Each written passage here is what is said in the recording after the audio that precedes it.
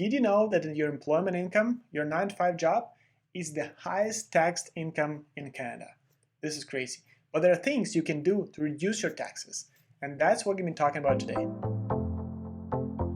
Hello everyone, my name is Alex. I hope you're doing well, I hope you're staying safe, and I hope you're ready to file your taxes with me, because that is what we're going to be talking about today: how to file your taxes for free from your home in 10 minutes. This is how I minimize my tax bill, maximize my tax efficiency, and financially prepare for the next tax year. In my opinion, the best person to file your own taxes is not an accountant, it's actually you, for your personal taxes, because you're the one who cares about your own money, right? And I'm talking about personal taxes. Business is, of course, different stories, a lot more things to cover there, but for your own taxes, yourself is the best option. The generic personal taxes actually shouldn't be hard, and once I show you all the steps we go through together in a minute, you can file these taxes by yourself every single year for free and within 10 to 15 minutes. And moreover, you can use the same tool and the same steps to file taxes for your household. You don't have to do it separately. You can file household taxes together. And the tool we're going to be using today is SImpleTax. So SImpleTax started up as a small little company that tried to help Canadians to file their taxes. This company was acquired by Wealthsimple in 2019, and since then it became one of the products that Wealthsimple provides. It's totally free and it's super easy to use. Let's do step-by-step tutorial on how we can file taxes with SImpleTax. So the first thing you want to do is go to simpletax.ca. I'm going to put a link in the description below so you can follow that as well. So what are we going to be doing here? So let's see and click right here, start your 2020 return. Or if you've done it before, you can continue your 2020 report, because you can save the progress and come back to it whenever you have something to update before actually submitting your taxes to CRA. You can also do some previous year's returns, as you can see here, all the way from 2012 to 2019, if you haven't filed taxes for those years, for example. So let's start a very new tax return. So it's going to redirect you to Wealthsimple. It's going to prompt you for a couple questions, like have you used this before, or it's the very first time you're using the SImpleTax. So for our example, because I used it before, I'm going to go and click I've used SImpleTax in the past. For you, if you're a very first user of this, you would click I'm new to file taxes with SImpleTax. And if this is the first time you're using SImpleTax, you will be required to create an account with Wealthsimple, which is fine. You don't have to use it for your other purposes, but this tool is very nice for your taxes, so I would really encourage you to do it. For our example, because I've used SImpleTax before, we just click here that I've used in the past, so let's continue. So once you log in through Wealthsimple, it's going to prompt you to go to one of their products. So what we care about here is tax. So let's click there. Alright, so I created a brand new return just for educational purposes here. And now we'll be going through the forms and fill in some personal information, like first name and last name. I'll put investing here. Then social security number. So put something that is actually real. I'll put some fake number here. So whenever you were born, so English as a language, is it for deceased person? No. So this is the very first form we need to fill in. So you know all this information already. So now if you received an assessment form before from CRA, means that you filed your taxes before, you can autofill a lot of it just by providing this net file access code. You can find this code on your notice of assessment that you got from CRA. It's going to be in the top right corner for you. You can follow through this document. It's going to tell you exactly what it is, and then you can put it here. So for our purposes, say I haven't filed taxes before, it's my first time, so I'll skip this part. But for my actual tax, I actually put a code here, so it brought up some information from there as well. All right, so mail address, phone number, some details about your residence, where you live, and if you have changed anything for you. So where you lived in like last year, which province? Ontario, so it's all good here. If you change the province, enter the date you move. So I haven't, so we'll skip this. Next one, is your home address the same as your mail address? Yes, that's all good here. In which province or territory do you currently live? Same will be Ontario here. Do you become a resident in? No. So I'll go there. So now your family, so that's where you start filling information for your household. See, I'm married, so I'll put married here. It's gonna attach right away is another form for your spouse that you can fill in right here right away as well. So you wanna file your taxes together, you have an option. So I'll say yes, we share our finances. There you go. Who is your partner? You can, someone else. That's all good. Now we need to add a little more information about your spouse. So now I attached my wife to this report as well, and you can see there's me here and there's my partner. So all good. Continue on. Anything changed in your marital status in last year? No, nothing changed there. Independence. Yes, I have a kid. So there you go. Let's put yes here. Some other miscellaneous questions here. Most of it would be for general taxes purposes, mostly going to be no. Case by case, so go through those questions and as easy as say yes or no for different questions, right? Okay, so now it becomes more interesting here. A couple of things change regarding taxes every year, and this tool gives you all the details, what changed, what new tax forms were added, what things you can refund from your income taxes and all that. So one of them was climate action incentive. So it was added, I think, 2 years ago, and you can get credit for this. So you want to apply for this? Yes. And it added this form below just because you answered yes here. So this is another tax refund you can get based on the rent you paid for the entire year or property taxes you paid for the entire year and your electricity bills and all that. So it's a good thing to get back taxes as well. Do you have a CRA account? Yes. All right, so that was some preliminary information about yourself. See, it was pretty easy. Next one would be actual taxes and some numbers you would need to put in. But good thing about it is that on February 22nd, you can autofill everything together if you have a CRA account. So they'll open this button on February 22nd, so you can click on it and it's autofill everything for you based on all the forms that CRA received from your employers, from other like employment benefits, from COVID reimbursement if you got any of those. So it's pretty smart to do that for you. Today is not February 22nd yet, so I cannot do it right now, but this is something you can do. You can also go through search and find all other forms that you might need to fill in, depends on your situation. So for us, for example, you can see all the forms on the left. And for us, there's no T4, so I want to file that. So it's going to add you a T4 form for you. There you go. What else? There's a new work from home expenses that you can file this year because of the COVID, because a lot of people work from home, so they might have bought something for their desk setup or some other tools to work from home efficiently. So you can file that too this year. This is pretty cool. So we click on that as well. All right, so we'll go through the forms in a bit. Let me add a couple more here. So what else is important here? There's RRSP contribution deductions. So if you contribute to RRSP this year, then you want to fill this form in so you get some tax credits back for your contributions. So let's add that too. And you can play with RRSP contribution form and see if you can get even more taxes back if you contribute more until March 1st. And there are other things here you can find. So if you qualified for anything here, you might want to check it out. A couple things to note is that there's investment income T5 form. So if you have an investment account, which is not in your TFSA or RRSP, then you would need to file this T5 form with your taxes. So this is very important. Next one, which is also you might want to take a look, is the tuition and education amounts. So if you were in school this year or last year or year before that, and you haven't filed your tuition expenses yet, you can still do it. And this is the form you want to fill in. You would also get some taxes back if you file that. There's another form that was added, I think last year or this year, which is Canada Training Credit. There you go. So if you've taken any courses last year, you can fill this in form and get some taxes back. That's it. So something to keep in mind as well. All right, so there are a lot more forms here that you can probably find for yourself useful, so take a look at that.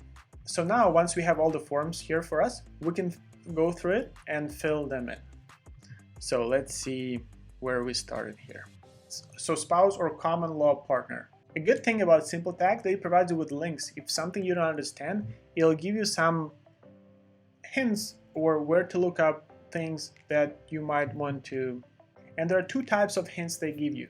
One is the very short note that gives you some very quick details on whether you need to check this box or not.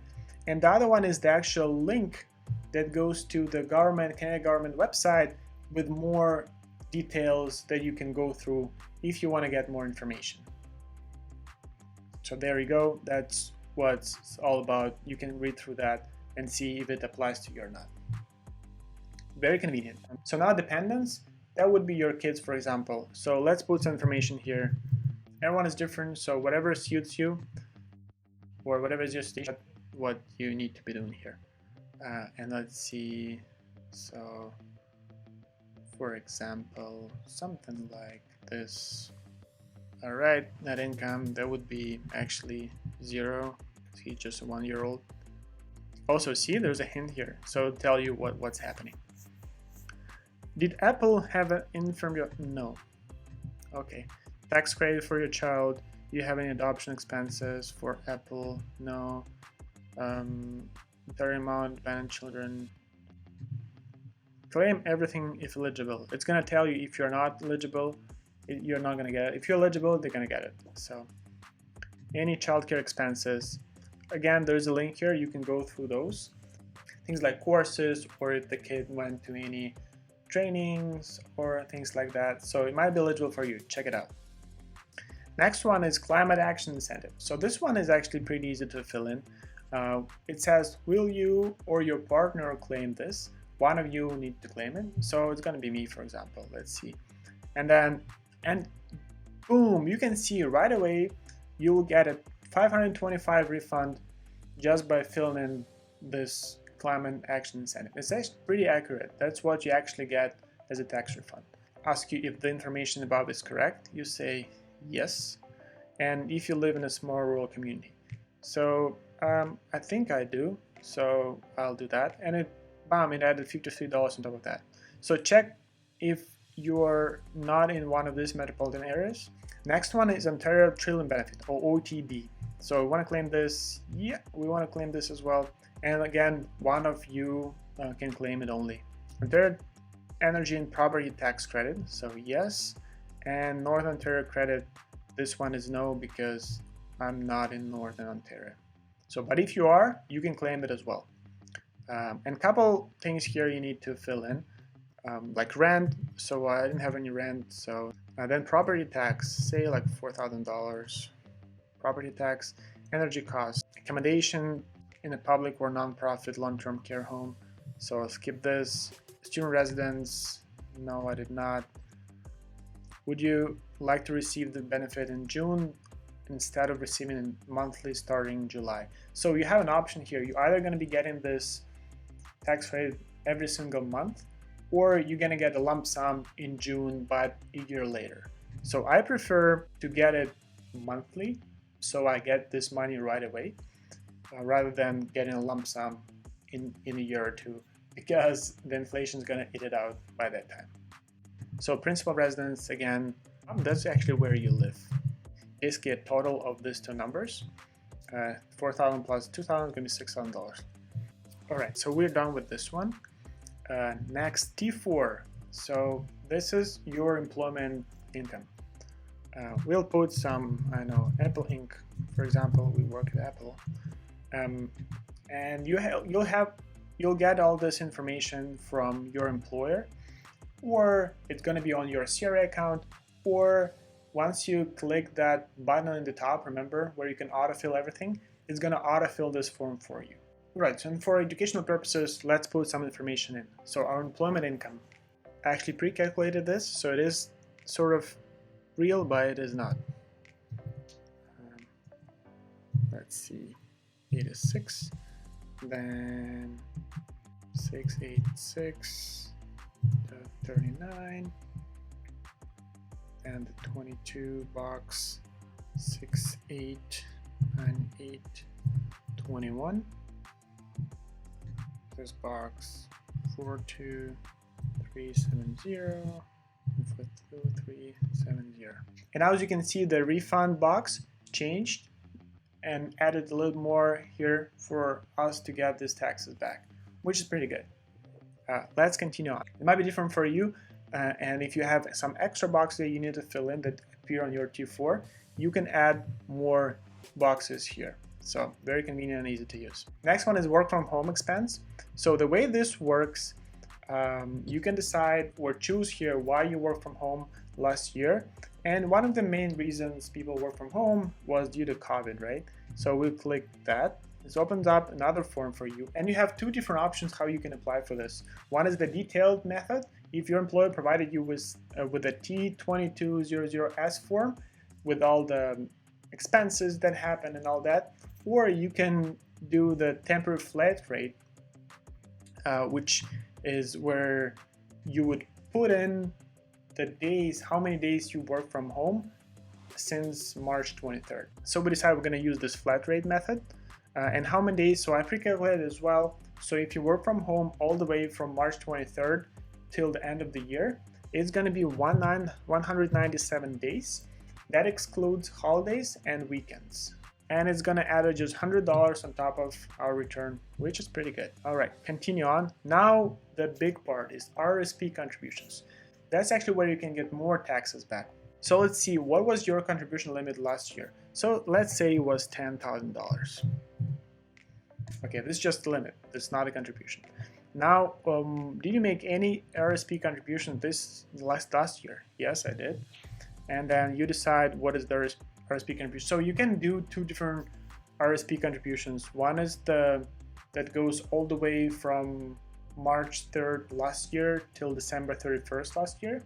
So for the entire year of 2020, or from January 1st till March 1st this year. So that's the time frame where you can contribute your RRSP to get your taxes back. Say we contributed once last year with like 2,000, so where it went like investments, or you can put here like Quest Trade, and then the amount will be like $2,000, for example. Good.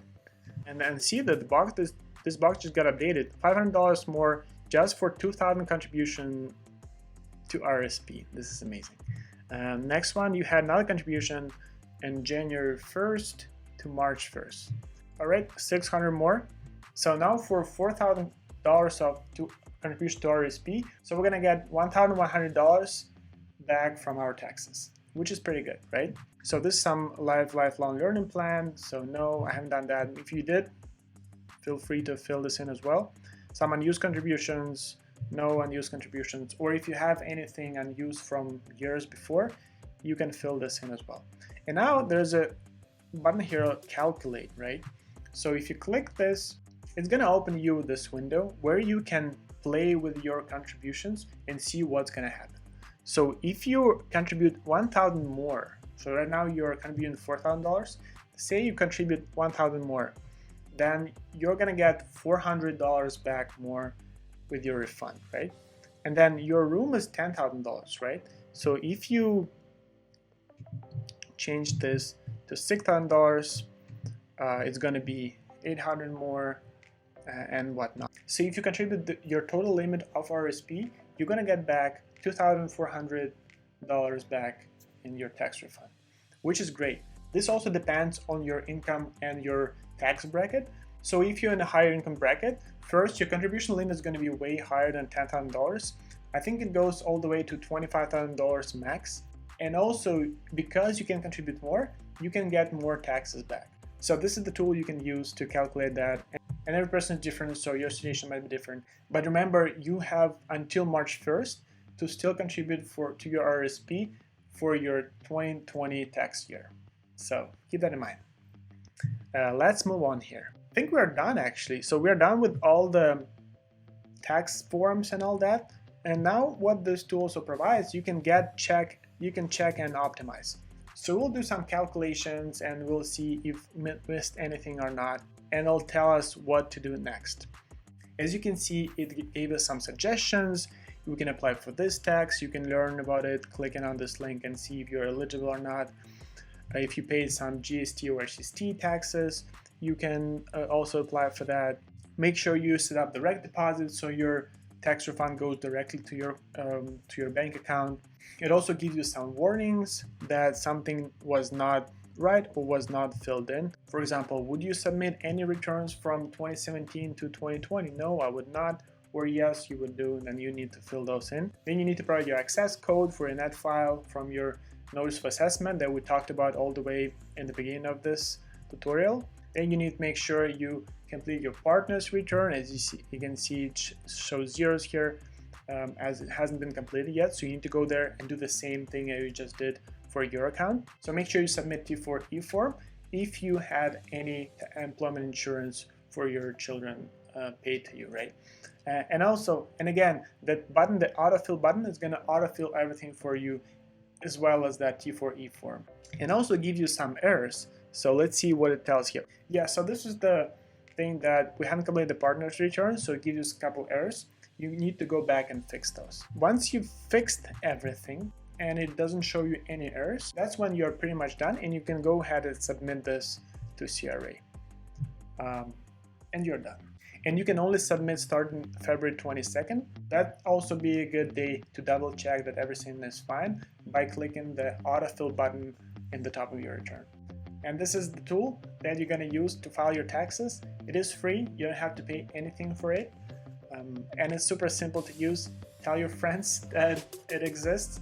And as for me, I like to file taxes as soon as possible at the end of February or the first week of March, so I can get these tax returns back right away as soon as possible, so I can contribute those back to my dividend investing portfolio and start getting those dividends and reinvestments as soon as possible. And that would be a great start to a new tax year. And now you know how to file your taxes from home for free on your own. Congrats with that. You can use this every single year, and you can tell all your friends how to do it. I hope you enjoyed this video. I hope you learned something for yourself, and I hope you're gonna file your taxes by yourself from now on. Like, subscribe, hit the bell. Thank you very much for being here. Bye.